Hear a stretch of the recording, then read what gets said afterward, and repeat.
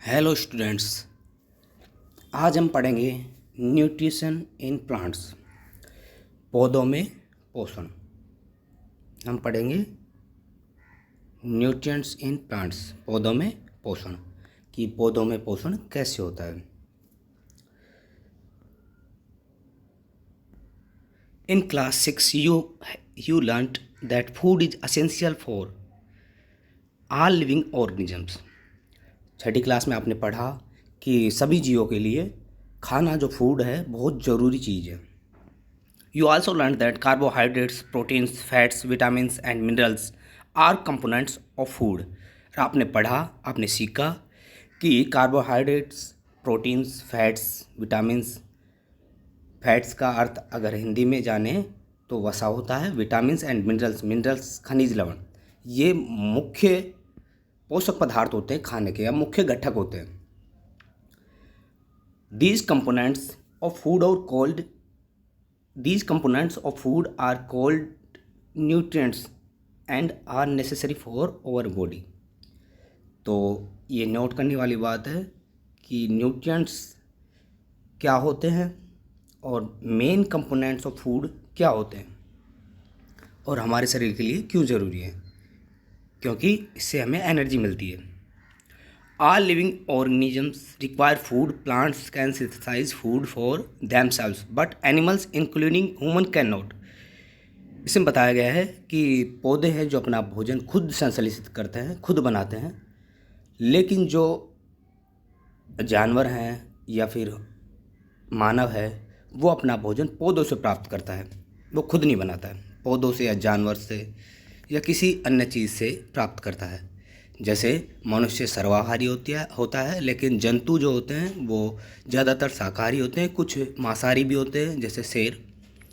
They get it from plants or animals that eat plants. Thus humans and animals are directly or indirectly dependent on plants. अर्थात मानव और जंतु है जो directly या indirectly किस पे डिपेंड है? पौधों पे। अब बूजो कह रहा है, Boojho wants to know how plants prepare their own food, कि पौधे अपना भोजन कैसे बनाते हैं। तो देखो, ये जो बूजो ने कहा है, ये नोट करने वाली बात है कि अपना भोजन कैसे बनाते हैं पौधे। अब देखो, पहला ये चैप्टर 1 है तो इसका पॉइंट 1 है mode of nutrition in plants, कि पौधों में पोषण कैसे होता है। Plants are the only organism that can prepare food for themselves by using water, carbon dioxide and minerals, कि पौधे केवल वो जीव हैं जो अपना भोजन खुद बनाते हैं। एल्गी भी उसी रूप में आता है, लेकिन एल्गी छोटा जीव होता है पौधों के हिसाब से। पौधे आपने छठी क्लास में पढ़ा होगा, पादप हैं, प्लांट्स में 3 टाइप्स होते हैं, हर्ब, सब्स एंड ट्री, शाक, झाड़ी और वृक्ष। तो जो शैवाल होते हैं, एल्गी होते हैं, वो शाक से भी छोटे होते हैं, तो प्लांट्स में उनको नहीं रखा गया है। उनको अलग से जब हम पढ़ते हैं, टैक्सोनॉमी पढ़ते हैं, क्लासिफिकेशन पढ़ते हैं, तो उसमें हमने छठी क्लास में थोड़ा बहुत देखा इसके बारे में, या आगे क्लासों में देखोगे आप कि प्लांटी, एल्गी और फंजाई, इनको अलग में रखा गया। द न्यूट्रिएंट्स, आगे पढ़ते हैं, the raw materials are present in their surroundings, कि जो कच्चा पदार्थ है, मटेरियल है, वो उनके आसपास होता है। जैसे कि अब आगे पढ़ते हैं, the nutrients enable living organism to build their bodies, जो पोषक तत्व हैं वो उनके शरीर को बनाते हैं।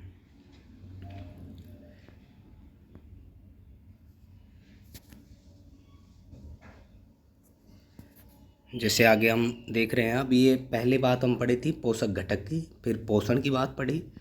अब जो पढ़ेंगे जहाँ से आगे पढ़ेंगे वो पढ़ेंगे हम किसके बारे में, कि वो कैसे बनाते हैं खाना, और जो पोषक है जो उसके शरीर को बनाता है, टू ग्रो, उसके शरीर की वृद्धि करता है। टू रिपेयर डैमेज पार्ट्स, जो उसके खराब हो चुके पार्ट्स हैं, भाग हैं पौधे के, उसको रिपेयर करता है। Provide the energy to carry out life process, तो ये भी ध्यान देने वाली बात है कि एनर्जी क्यों ज़रूरत है, खाने की क्यों ज़रूरत है। तो ये सवाल पूछा जाए कि खाने की ज़रूरत क्यों है, पोषक तत्वों की ज़रूरत क्यों है, तो पॉइंट नंबर 1 क्या हो जाएगा कि बिल्ड देयर बॉडी, दूसरा ग्रो, तीसरा रिपेयर डैमेज पार्ट्स, और प्रोवाइड एनर्जी। ये 4 चीज़ हो गई कि एनर्जी ही नेसेसरी नहीं है, या एनर्जी ही उसका मेन वर्क नहीं है न्यूट्रिएंट्स का। वो उनकी बॉडी को बनाता है, उनको वृद्धि देता है, उनको डैमेज पार्ट को रिपेयर करता है और एनर्जी देता है। ये चारों चीज़ें ध्यान रखनी ज़रूरी हैं। अब है nutrients. Nutrition is the mode of taking food by an organism and it's utilization by the body. The mode of nutrition in which organisms make food themselves from simple substance is called autotrophic. इसमें कहा गया है कि the mode of nutrition, मतलब पोषक तत्व ग्रहण करने की जो प्रोसेस है उसके आधार पर ये अपना भोजन खुद बनाते हैं, तो इसलिए इनको क्या कहा गया, ऑटोट्रोपिक। ऑटो मतलब सेल्फ, ट्रोप्स मतलब नरिशमेंट। ऑटोट्रोफिक न्यूट्रिशन 2 प्रकार के होते हैं, ऑटोट्रोफिक, हेटरोट्रोफ्स। जो खुद बनाते हैं खाना उनको स्वपोषी कहते हैं। स्वपोषी की परिभाषा, जो अपना भोजन स्वयं संश्लेषित करते हैं, चाहे वो पानी या कार्बन डाइऑक्साइड या सूर्य की रोशनी का उपयोग करें, लेकिन अपने अंदर ही संश्लेषित करते हैं, वो बाहर से प्राप्त नहीं करते हैं बने बनाया। हम तो कार्बोहाइड्रेट डायरेक्टली लेते हैं, हम बनाते नहीं हैं कार्बोहाइड्रेट्स। कार्बोहाइड्रेट हमें गेहूँ से मिलता है, पौधों से मिलता है, और प्रोटीन हमें अंडे से मिलता है, मीट से मिलता है, दूध से मिलता है, कैल्शियम मिलता है। तो ये सब चीज़ हम डायरेक्टली वहाँ से प्राप्त करते हैं, हम बनाते नहीं, ये संश्लेषित करते हैं। Animals and most other organism take in food prepared by plants, कि जो पौधों द्वारा बनाया हुआ खाना होता है वही हम खाते हैं, मतलब पौधे खाते हैं, हम गेहूँ खाते हैं, जैसे बाजरा खाते हैं, हम सब्जियाँ खाते हैं। They are called हेटरोट्रोप्स। हेट्रोस मतलब अदर्स। अब पहली ने पूछा, पहली ने क्या पूछा, पहली ने पूछा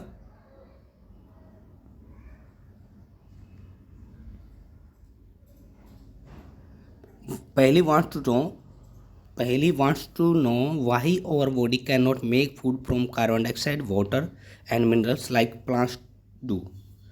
तो इसके बारे में पढ़ेंगे। Now we may ask where the food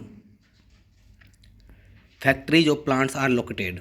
food factories कहाँ पे स्थित होती है, जो प्लांट्स में होती है। Whether food is made in all parts of a plant or only certain parts. अब पूछा गया है कि क्या भोजन है जो पौधे के सभी भागों में बनता है, ऐसा तो नहीं हो सकता। तो ये जानकारी भी ज़रूरी है। अब जब इसमें क्वेश्चन मार्क लगाया गया है तो इसका आंसर है भोजन पौधे के सिर्फ पत्तियों में बनता है।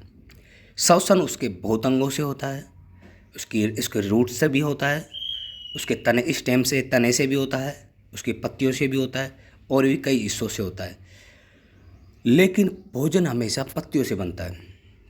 How do plants obtain the raw material from the surroundings. अब बात आती है कि मटेरियल्स कहाँ से प्राप्त करता है, जैसे कार्बन डाइऑक्साइड कहाँ से प्राप्त करता है, वाटर कहाँ से आएगा, और भी जो इंग्रेडिएंट्स होंगे जो उनके लिए रिक्वायर होंगे ये प्रोसेस होने के लिए, वो कैसे कहाँ से प्राप्त होंगे। How did they transport them to the food factories of plants.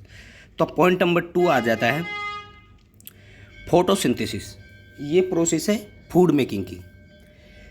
Photosynthesis food making process in plants, भोजन बनाने की प्रक्रिया पौधों में।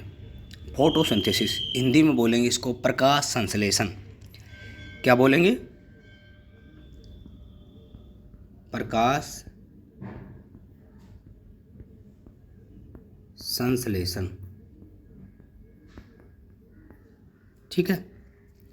Leaves are food factories of plants, पत्तियां जो होती हैं उसकी फूड फैक्ट्री होती है, यहाँ से ही खाना बनता है। जैसे कोई भी फैक्ट्री में हम देखते हैं जहाँ से कपड़ा बनता है, जहाँ से और सामान बनते हैं, लेदर बनता है, जैकेट बनते हैं, जूते बनते हैं, तो वो फैक्ट्री हो गई। रॉ मटेरियल कहाँ से प्राप्त होता है वो अलग बात है, बाकी फैक्ट्री जहाँ पे चीज़ बनती है, जहाँ से सामान बनता है, वो क्या है, वो फैक्ट्री पौधों में कौन सी है। तो पौधों में खाना कहाँ बनता है, पत्तियों में। फूड फैक्ट्री क्या हो गई, पत्तियाँ। Therefore all the raw material must reach the leaf, सभी मटेरियल किसके पास पहुँचने चाहिए, पत्ती के पास। Water and minerals present in the soil, अब खनिज लवण और पानी वो किस में प्रेजेंट होता है, मिट्टी में, और वो ऑब्जर्व कर लिया जाता है किससे, रूट्स के द्वारा। And transported to the leaves carbon dioxide from air, और जो कार्बन डाइऑक्साइड है CO2, कार्बन डाइऑक्साइड क्या हो गई, CO2, वो कहाँ से प्राप्त होती है, एयर से। एयर में कई तरह की गैसें होती है, नाइट्रोजन सबसे ज़्यादा होती है, उससे कम क्या होती है, ऑक्सीजन। ऐसे ही कार्बन डाइऑक्साइड की मात्रा भी उससे कम होती है। तो आगे पढ़ते हैं, कार्बन डाइऑक्साइड कहाँ से ली, हम जैसे प्राणवायु के रूप में ऑक्सीजन लेते हैं तो कार्बन डाइऑक्साइड निकालते हैं, तो कुछ तो हमारी हो गई, कुछ जंतुओं की हो गई, और भी कई तरीके से जनरेट होती है कार्बन डाइऑक्साइड। वही कार्बन डाइऑक्साइड पौधे प्रकाश संश्लेषण में यूज लेते हैं। प्रकाश संश्लेषण दिन में होता है और श्वसन हमेशा होता रहता है, पौधों में, जंतुओं में, पौधे हो या जंतु हो या मानव हो, सभी जीव प्राणवायु के रूप में ऑक्सीजन लेते हैं। ये ध्यान रखने योग्य बात है। आगे पढ़ते हैं। अब बात आती है सेल्स की, कोशिका। You have seen that buildings are made of bricks, कि आपने देखा होगा कि जो बिल्डिंग्स हैं वो किससे बनी होती है, ईंटों से। सिमिलरली, इसी तरह the bodies of living organism are made of tiny units called cells, कि इसी तरह शरीर है जो छोटी छोटी इकाइयों से बना होता है, उनको क्या कहते हैं, सेल्स। अब इसमें दे नहीं रखा, लेकिन आपको ध्यान रखना है कि सेल्स किसने खोजी। तो सबसे पहले सेल्स का है जो डिस्कवर है, भाई आविष्कार तो हो नहीं सकता, कोई चीज़ पहले से मौजूद हो तो उसको बोलते हैं आविष्कार। और जो चीज़ पहले से है, जो चीज़ नई खोजी गई हो, जो मौजूद नहीं हो और उसे नई इजाद की गई हो, वो होता है आविष्कार, इन्वेंशन। और जो चीज़ पहले से मौजूद हो, उसे सिर्फ देखा गया हो, ढूंढा गया हो, तो वो बोलेंगे डिस्कवरी। तो discovered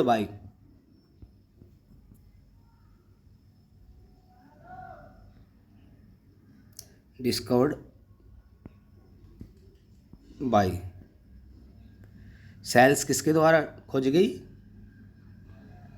Robert Hooke.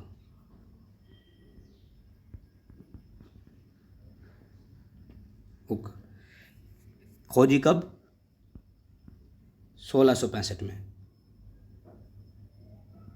1665। Robert Hooke ने कॉर्क में सेल्स को देखा। कॉर्क क्या होता है, लकड़ी का एक टुकड़ा जो सूख चुका होता है, उसमें उसने सूक्ष्मदर्शी जो माइक्रोस्कोप होता है उसके द्वारा उसने सेल्स को देखा। ठीक है। अब बात आती है लिविंग सेल किसने देखी, वो आप सर्च करोगे, लिविंग सेल किसने देखी, सेल्स में क्या क्या होता है, फिर वो कैसे कैसे किसने देखा, ये अगले चैप्टर में पढ़ेंगे वैसे। लेकिन एक बार आप इसे अपनी किताब बुक्स से देखें, आपकी बुक्स में नहीं हो तो गूगल से देखें, तो जिससे आपको जानकारी होगी सेल्स के बारे में। 7th क्लास में सेल्स के बारे में ज़्यादा जानकारी नहीं है, सेल्स के बारे में जानकारी आपको 8th में और 10th में मिलेगी। Sales can be seen only under, यह सिर्फ ये 6ठी क्लास में भी आपने पढ़ा होगा, 6ठी क्लास में, 8th क्लास में, 10th क्लास में, 9th में भी। 9th में फंडामेंटल यूनिट्स ऑफ लाइफ भी है थोड़ा बहुत, और टिश्यू है। ठीक है। Cells can be only seen under the microscope, कि सेल्स हैं जो केवल माइक्रोस्कोप के द्वारा देखी जाती है। Some organism are made of only one cell, कुछ जीव होते हैं जो केवल एक सेल से बने होते हैं, तो उन्हें क्या बोलेंगे, वन सेल वाला, तो क्या, यूनिसेलुलर। और कुछ हैं जो बहुत सारी सेल्स से बने होते हैं, फिर सेल्स बनाती हैं टिश्यू को, टिश्यू बनाती हैं किसको, टिश्यू सेल्स बनाती हैं टिश्यू को, टिश्यू बनाती हैं सिस्टम को, ऑर्गन को, ऑर्गन बनाती है सिस्टम को, और सिस्टम बनाती है बॉडी को।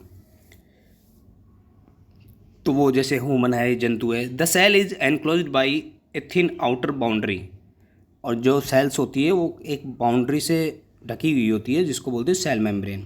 अब प्लांट्स में तो सेल वॉल भी होती है, और जो एनिमल हैं उनमें केवल सेल मेम्ब्रेन होती है। Most cell have a distinct centrally located spherical structure called nucleus, कि ज़्यादातर कोशिकाओं में एक सेंटर में लोकेटेड होता है न्यूक्लियस। प्लांट सेल में ऊपर होता है, लेकिन जो मानव की सेल या फिर जंतु सेल होती है उनमें सेंटर में होता है।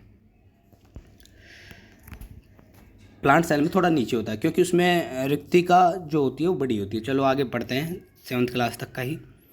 The nucleus is surrounded by a jelly like substance called cytoplasm. तो न्यूक्लियस है जिसके चारों तरफ जेली लाइक स्ट्रक्चर होती है या सब्सटेंस होता है, पदार्थ होता है, उसको बोलते हैं साइटोप्लाज्म। कोशिका द्रव्य बोलते हैं हिंदी में। आगे पढ़ते हैं। Through the टिनी pores present on the surface of leave. अब बात आती है यहाँ पे चैप्टर्स की, वो पहले पढ़ रहे थे केवल सेल्स के बारे में। अब पत्ती की बात आती है, क्योंकि पत्ती की चर्चा चल रही थी, पत्ती ही फूड फैक्ट्री है। तो पत्ती में क्या होता है, छोटे छोटे पोर्स होते हैं, छिद्र होते हैं। द पोर्स आर, अब इनको क्या बोलेंगे, ये ध्यान रखने की बात है। वो पोर्स या फिर उसको बोलते हैं रंध्र, ठीक है। रंध्र होते हैं, छोटे छोटे छिद्र। These pores are surrounded by guard cells, और इनके चारों तरफ क्या होती है, गार्ड सेल्स। जो आप अभी चित्र देखे होगा उसका डायग्राम या फिर फिगर्स देखोगे आप अभी। सच पोर्स आर कोल्ड स्टोमेटा, और इनको क्या बोलते हैं, स्टोमेटा, जो छिद्र होते हैं या रंध्र बोलते हैं हिंदी में। The leaves have a green pigment, और एक इसमें एक वर्णक होता है, हरा वर्णक, जिसके कारण उसका हरा रंग होता है पत्तियों का। इसमें लिखा हुआ है क्लोरोफिल, तो मैं हिंदी में लिख देता हूँ हरा वर्णक। हरा वर्णक होता है प्लांट्स में, क्या होता है, chlorophyll,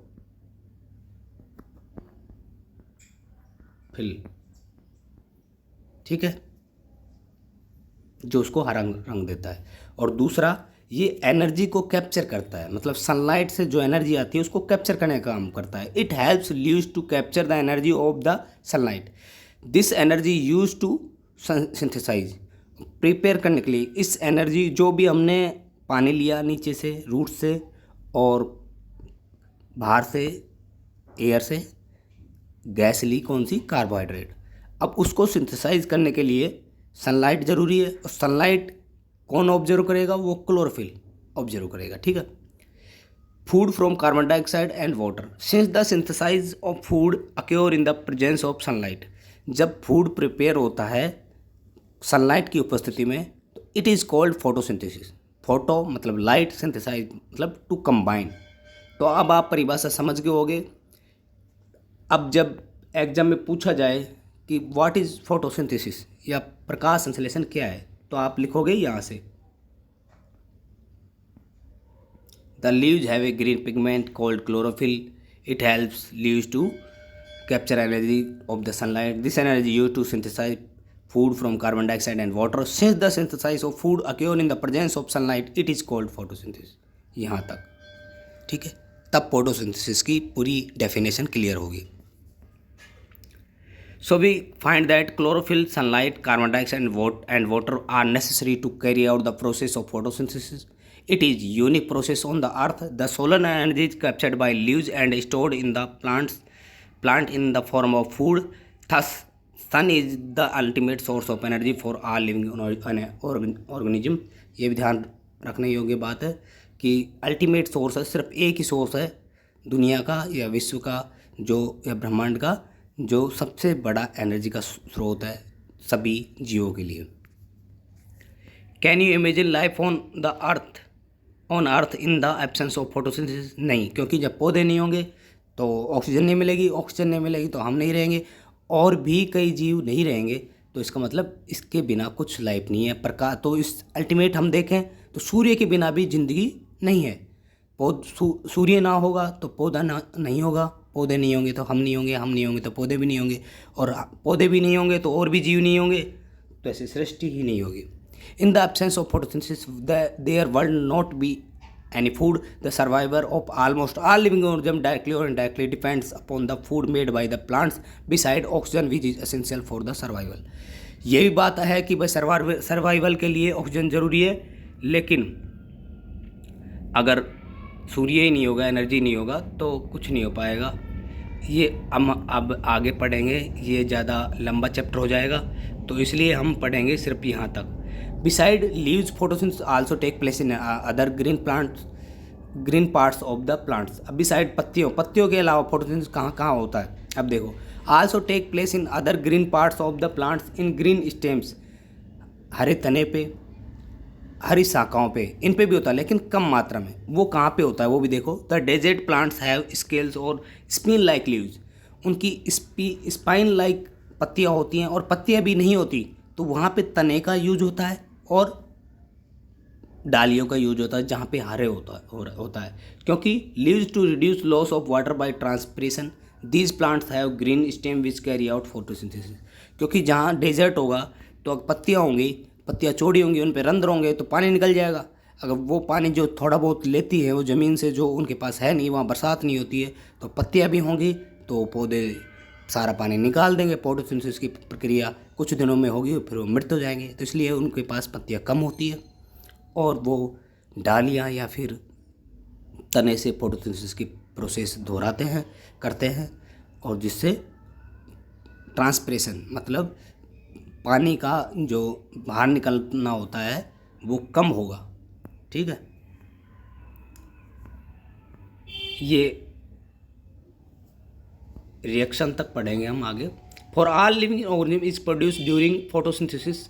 in the absence of photosynthesis life would be impossible on the earth. During photosynthesis chlorophyll containing cells of leaves in the presence of sunlight use carbon dioxide and water to synthesize carbohydrate. अब carbohydrate क्या कौन synthesise करता है? Sunlight, carbon dioxide, water, ये सब synthesise करते हैं carbohydrate, क्योंकि इन्हीं से तो बनेगा। कार्बोहाइड्रेट अल्टीमेट रूप मतलब माने तो चाहिए क्या? एनर्जी। तो वो एनर्जी कहाँ से आ रही है? कार्बन डाइऑक्साइड से, वाटर से। वाटर कहाँ से आया? रूट से। कार्बन डाइऑक्साइड एयर से, और सनलाइट मिल गई, क्लोरोफिल था ही पत्तियों में, वो सनलाइट को एब्जर्व कर लिया, तो ये प्रोसेस होती है। फिर आगे देखो, ये इक्वेशन दे रखी है। कार्बन डाइऑक्साइड मतलब CO2 प्लस वाटर, ऊपर सनलाइट, नीचे क्लोरोफिल, और कार्बोहाइड्रेट बन जाएगा प्लस ऑक्सीजन मिल जाएगा। ऑक्सीजन हम यूज कर लेंगे, कार्बोहाइड्रेट जो है वो पौधे यूज कर लेते हैं, और इस कुछ ऑक्सीजन का उपयोग पौधे भी करते हैं क्योंकि प्राणवायु तो वो भी लेते हैं। ठीक है, तब इसकी समीकरण हम अगर वैसे लिखें तो कार्बन डाइऑक्साइड क्या होगा? CO2 plus H2, chlorophyll sunlight हो गई, और ये क्या बन गया? कार्बोहाइड्रेट। अब अभिक्रिया में देखो, इसमें 6 लगेगा। बैलेंसिंग जो रिएक्शन होती है, इक्वेशन होती है, तो उसमें बैलेंस करना होता है। ये आप 10th क्लास में पढ़ोगे, लेकिन जानकारी के लिए ज़रूरी है कि कितने मोल या कितने मॉलिक्यूल उसके ऐड हैं, वो ज़रूरी होता है। आप कार्बोहाइड्रेट, क्योंकि कोई भी चीज़ आप 9th क्लास में पढ़ोगे या 10th क्लास में पढ़ोगे कि कंपोनेंट्स जब मिक्सचर बनता है तो मिक्सचर बनने के लिए उनका एक समान रेशियो होना चाहिए, तभी वो कंपोनेंट बनता है या मिक्सचर बनता है या कंपाउंड बनता है। ठीक है, अब आगे पढ़ते हैं। कार्बोहाइड्रेट क्या बनेगा? C6H12O6 और प्लस ऑक्सीजन, तो 6O2 ऑक्सीजन निकलेगा। ठीक है, इसको सभी ध्यान रखना। 6CO2 प्लस 6H2O, और ये रिएक्शन हो जाएगी। फिर आगे बना C6H12O6 और 6O2। ठीक है, आज के लिए इतना ही। इसको पूरा पढ़ना। ये गार्ड सेल और स्टोमेटा की बात चल रही है। इधर बता रखा है चित्र बना के कि लाइट एनर्जी ये पत्तियों पे गिर रही है, इसमें क्लोरोफिल है ही, और वाटर से यहाँ ले लिया, वाटर एंड मिनरल्स, और कार्बन डाइऑक्साइड यहाँ आ गई और ऑक्सीजन बाहर निकल गया। ठीक है, तो आज हमने ज़्यादातर चीज़ें पढ़ ली जो इसमें ज़रूरी है। न्यूट्रिशन क्या होता है, न्यूट्रिशन से कैसे पौधे वृद्धि करते हैं, ग्रो करते हैं, हल्का हल्का वो पढ़ लिया, और पौधे ऑटोट्रॉफिक होते हैं ये पढ़ लिया, और कैसे उनकी फूड मेकिंग प्रोसेस होती है जिसको फोटोसिंथेसिस कहते हैं उसके बारे में पढ़ लिया, उसकी इक्वेशन पढ़ ली। तो इतना आज के लिए काफ़ी है। तो सभी इसको रिपीट करना, जो भी बच्चे 7th क्लास में हैं तो इसको रिपीट करना। थैंक यू, धन्यवाद। कोई डाउट्स हो तो कमेंट्स में लिखना, ये क्लास में पूछना। धन्यवाद। और वीडियो को लाइक शेयर एंड चैनल को सब्सक्राइब।